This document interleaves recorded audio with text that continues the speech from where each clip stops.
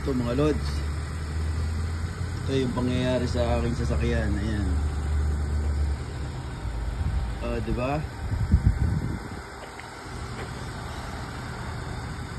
Hindi natin nakuha yung plate number nung sasakyan na nakabangga sa atin kasi medyo nagkaroon tayo ng konting shock nung pangyayari na yon, dahil hindi natin ini-expect talaga na mula sa National Road kakaliwa tayo na dapat nakahinto siya doon sa Bratton Street na kung saan hindi na siya tumigil. Dapat hinintay niya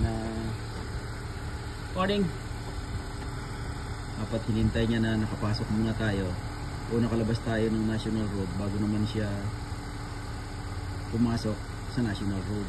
So ang ginawa niya, hindi pa tayo nakakalabas sa National Road, pumasok na siya. Kaya ito yung nangyari sa atin.